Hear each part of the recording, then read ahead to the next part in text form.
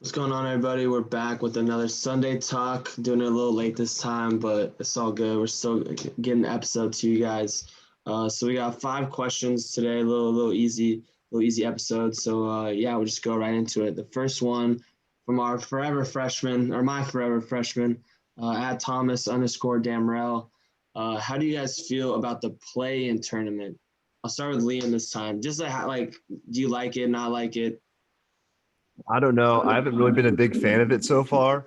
I feel like it gives advantages to teams that are hot towards the end of the season and they have ability to sneak into a 10 seed, which a 10 seed should be a lottery pick at this point. I mean, and they have a chance to make it. Like, for example, the Hornets have the 10 seed in the East, and they probably have a good chance to make the playoffs the way that they've been playing.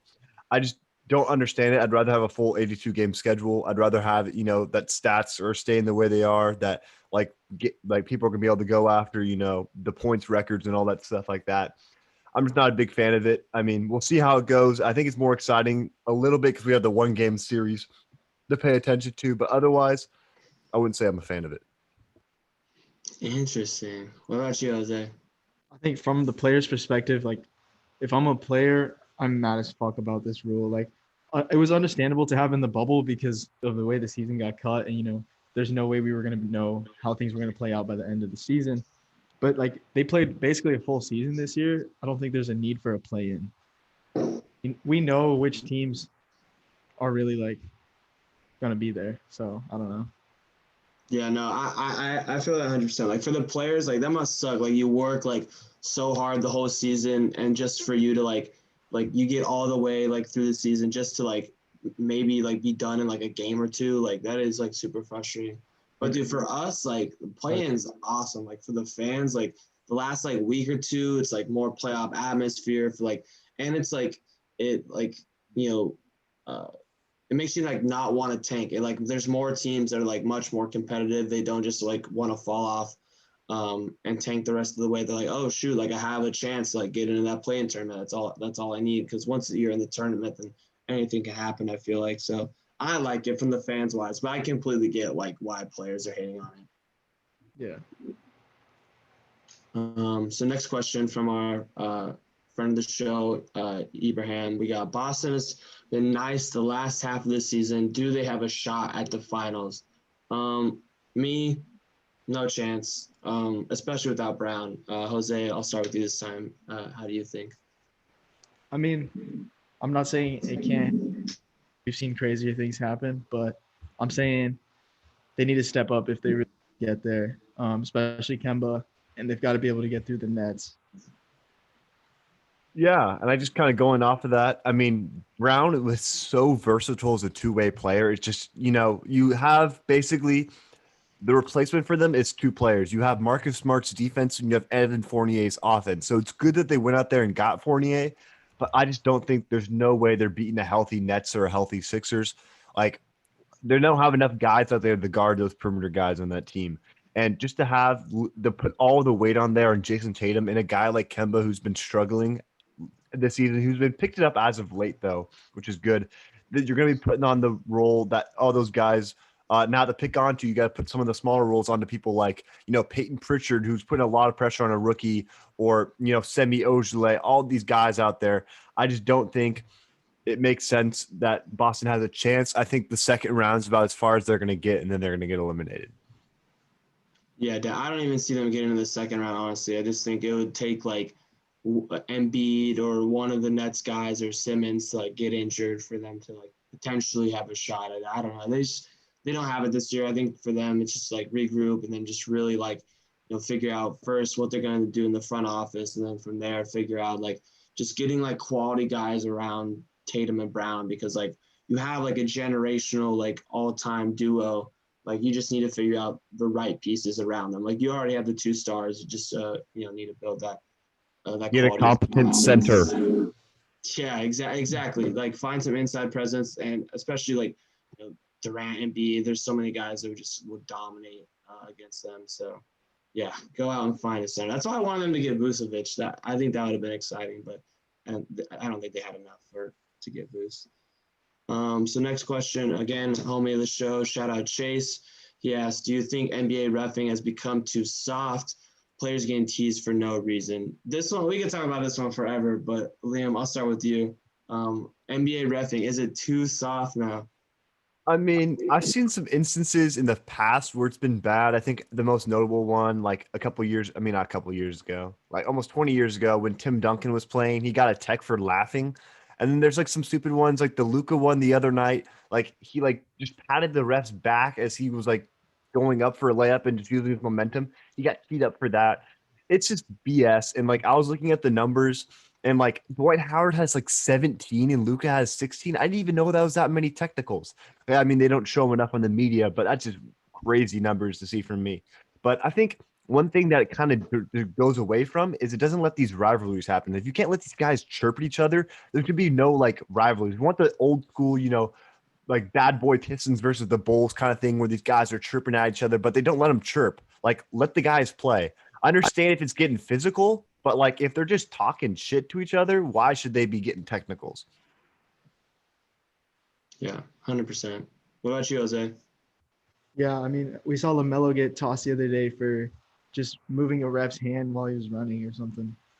It's just ridiculous. I think like it's a contact sport. If they touch them on accident or something, or just like in their momentum, are you really gonna toss them for that or give them a technical? Like, I don't know. It's dumb.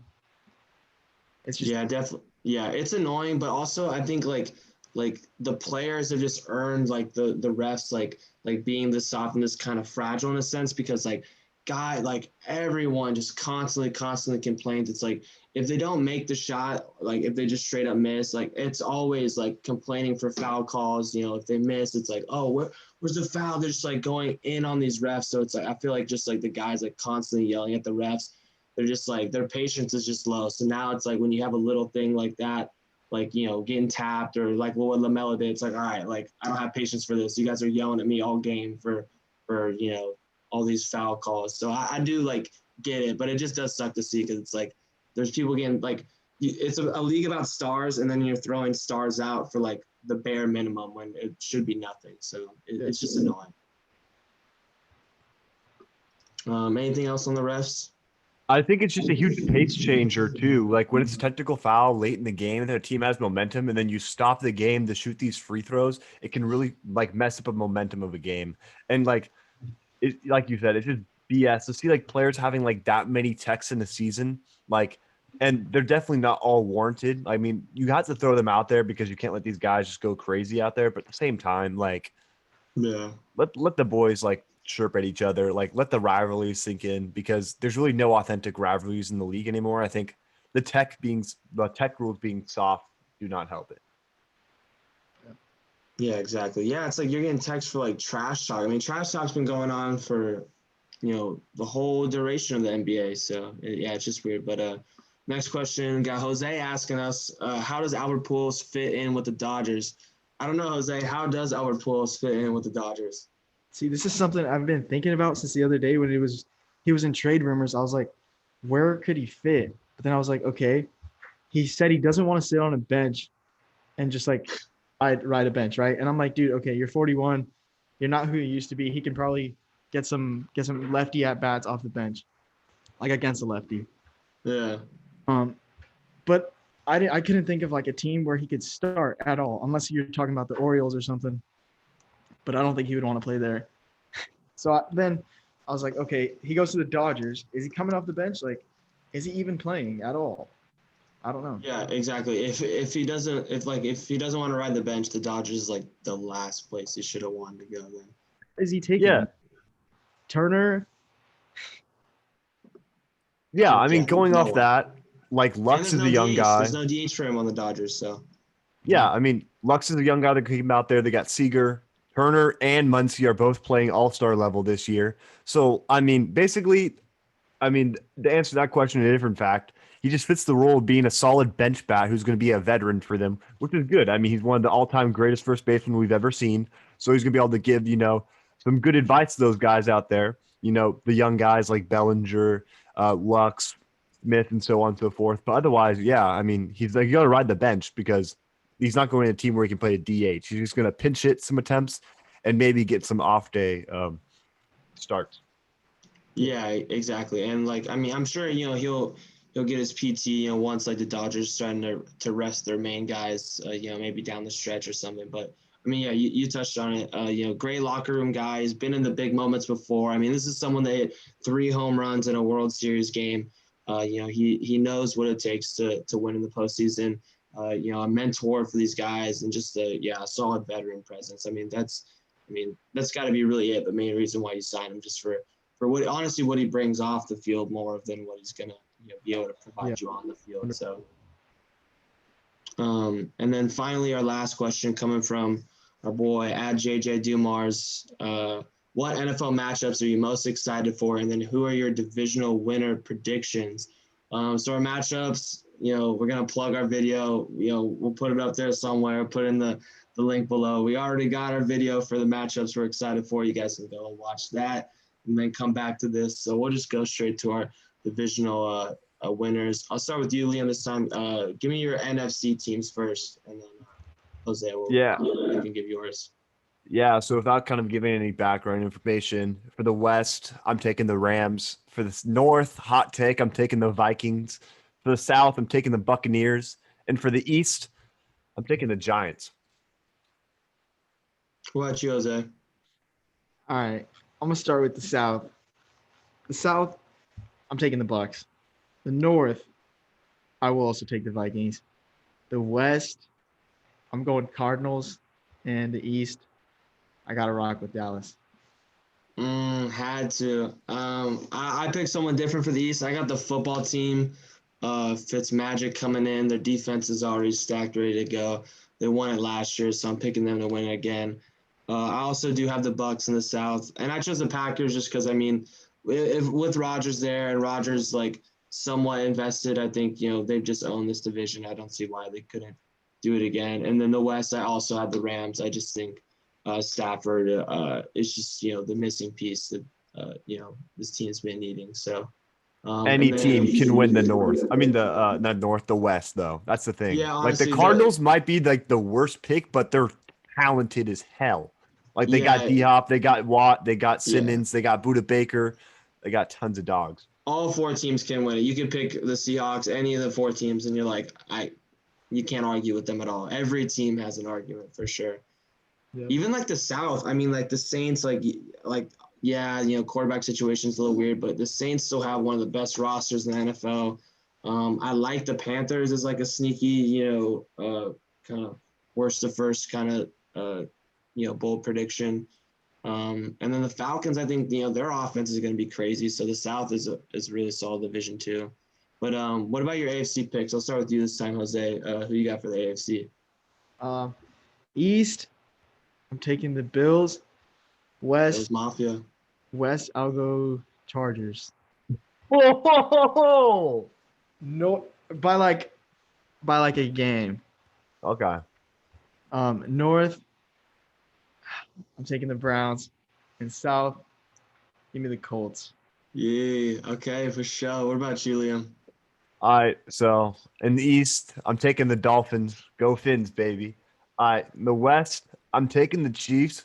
But, I know Jose has the Chargers. I think it's going to be a 3-team race. I honestly think the Broncos, I think Teddy Bridgewater is going to be the guy that starts for them this year. They are a talented defense. They're going to be a top 5 defense this year. They have so many weapons on offense. I think it's going to be a tough race, but I'm giving it to the Chiefs. They've proven that they've done it before. The North, I'm taking the Browns. As talented as they are, as much as I want the Ravens to win, I'm taking the Browns. And the South, I'm taking the Colts. Mine was similar to Jose's. East, I had the Bills still, even though that's going to be like a week, like 18, I feel like decider between like them and the Dolphins. I think the Dolphins are going to be really close with them. On the South, I have the Colts. I'm like all in on the Colts this year. Like I fully believe like Wentz is going to have like a bounce back year. I got the Browns in the North. Really like their squad, and the Chiefs. But dude, the Chargers, like I can see it, man. The Chargers made some nice offseason moves, but it's hard. It's hard to pick against the Chiefs. Hey, the Chiefs do have, and they obviously were exposed in the Super Bowl for everyone to see, and I think teams are gonna catch on to that. The Chargers just aren't healthy enough. Their O-line was garbage for the Super Bowl. I think they could pull it out. I mean, we saw the Raiders beat the Chiefs last season. Okay, a healthy Chargers team should be a Super Bowl contender every year. They have Exactly. We've Bosa, been saying that. Ingram, Yeah. one of the best safeties in the league, who's probably the most underrated safety since he hasn't played so long in Derwin James. And then they got a decent secondary now. They lost a lot of their guys, but like Hey, up and coming linebacking core, one of the best receivers in the league, It one of the was best talented I think it arms. was Lamar's rookie year. Wasn't that the year like the Chargers played the Yeah, Ravens? they and then they beat him in them? Baltimore. Yeah, and then they got whooped by the Patriots. That season, like that Chargers team, I thought was like for sure going to the Super Bowl. It was like Bosa, Ingram, Eckler. I think that was Eckler's like massive fantasy year. Like dude, that team was raw, and I mean, they're practically like the same, similar roster, except then you got Herbert, upgrade the O line. Like yeah, it's exactly right. Like they should be a Super Bowl contender every year. That roster is always super stacked. There's no pick, I think, that I'm very, very confident they're going to win. So I see there's either a 2-team or in the NFC West a 4-team race for the division that I could see happening. Yeah. Like the North, it's like, I think it's going to be like Browns, Ravens, like neck and neck. I think like Colts, Titans, like that's pretty close. Bills, Dolphins. And then, I mean, can't count out the Patriots. Yeah, dude, it's tough all around. I think the North should be like the easiest one, but even that, it's like, who knows? Fields could come out and just be like, lead the Bears to, a good season or something like RG3, that. bro. RG3 Yeah. rookie season shit, bro. Yep. Yeah, dude, you never know. But all right, that's gonna do it. That was our last question. Thank you guys so much for submitting the questions. We love doing these episodes. Anything else from you guys? Keep sending in more questions. Yeah. It's playoff time, NBA. MLB still in full swing. NFL off season. Yeah, literally just drop a question in our comments and we'll just like answer it. I mean, we're always checking in on that. Or DM us, literally just like anytime. We're always down for questions. Facts. Yeah, we'll talk more about record predictions in the coming weeks.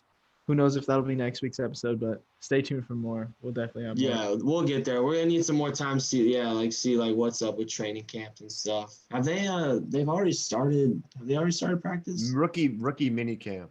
They got ETN at wide receiver. Yeah. Yeah, that's wild. Sertan. He's an interesting fantasy guy. How they're gonna use him. Yeah. Flex God. Yeah, flex god.